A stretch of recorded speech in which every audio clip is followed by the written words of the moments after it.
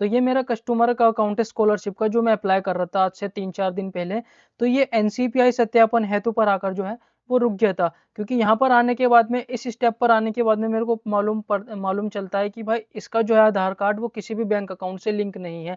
तो इसी कारण की वजह से ये होल्ड पर है, और अब ये जो है पेंडिंग में है, और ये पेंडिंग में है, और अब ये कंप्लीट भी नहीं हो सकता, क्योंकि जो स्कॉलरशिप की डेट थी वो खत्म हो चुकी है। 14 जनवरी इसकी लास्ट डेट थी, और अब मैं इस पर क्लिक करता हूँ तो ये लिखा हुआ आता है last date ended for the process. तो ये गलती आपके साथ ना हो, तो आपको ये चेक कर लेना है कि आपका जो आधार कार्ड है वो बैंक अकाउंट से लिंक है या नहीं है।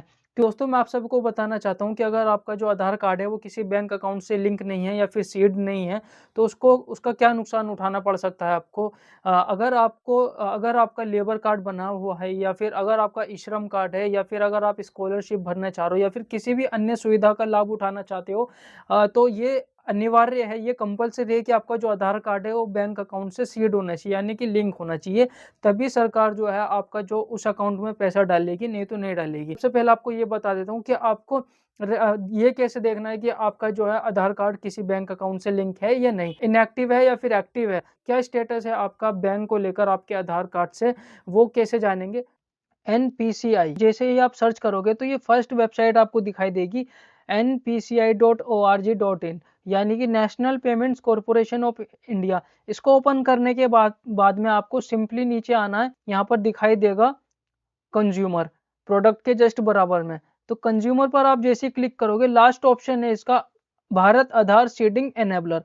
इसको जैसे ही आप ओपन करोगे तो यहाँ पर आपको जो है स्टेटस पता करने के लिए अपना आधार नंबर इधर डालना पड़ेगा और कैप्चा डालना पड़ेगा। तो मैं अपना आधार नंबर डाल देता हूँ। आधार नंबर डालने के बाद में आपको कैप्चा डालना है। तो आधार नंबर और कैप्चा डालने के बाद में आपको चेक स्टेटस पर क्लिक कर देना है। देन ही उसके बाद में आपके पास एक ओटीपी भेजेगा, वो आपको ओटीपी डालना पड़ेगा। उसके बाद में आपको सबमिट कर देना है। तो यहाँ पर आप देख सकते हो जो मेरी मैपिंग स्टेटस है वो इनएक्टिव है। ये मैं आपको दिखा देता हूँ, ठीक है। ये मेरी मैपिंग स्टेटस है, इनएक्टिव है। अगर आपका लिंक होगा कोई भी बैंक अकाउंट आपके आधार कार्ड से, तो यहाँ पर लिखा हुआ आ जाएगा एक्टिव। तो ये आप ऐसे पता कर सकते हो। और मैं आपको अब ये बता देता हूँ कि अगर आपका लिंक नहीं है या फिर इनएक्टिव है, तो आपको घर बैठे लिंक कैसे करना है आपका बैंक अकाउंट। तो यहाँ पर आपको सिंपली टाइप कर देना है। सपोज करो आपका जो है बैंक अकाउंट वो यूनियन में है, ठीक है। तो आपको यहाँ पे सीधा टाइप कर देना है यूनियन बैंक अकाउंट आधार सीडिंग। तो जो फर्स्ट ऑप्शन आएगा, यानी फर्स्ट वेबसाइट आएगी, उसको ओपन करने के बाद में आपको ये बेसिक डिटेल्स यहाँ पर डालनी पड़ेंगी।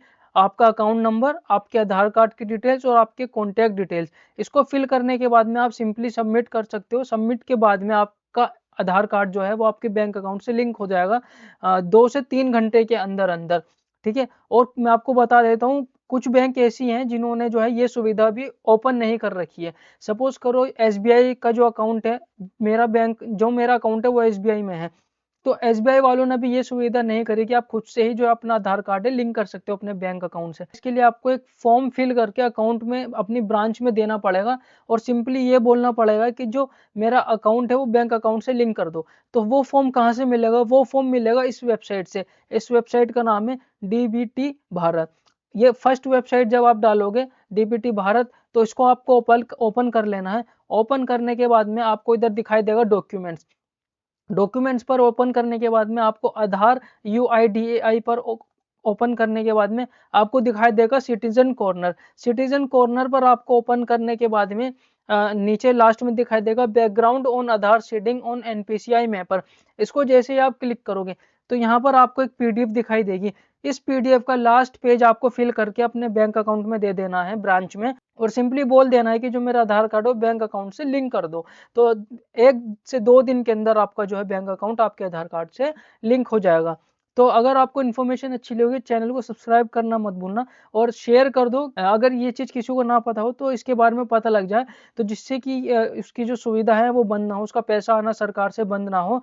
और अगर आपको कोई डाउट हो तो आप कमेंट में पूछना, मैं रिप्लाई कर दूँ। तो मिलते हैं नेक्स्ट वीडियो में।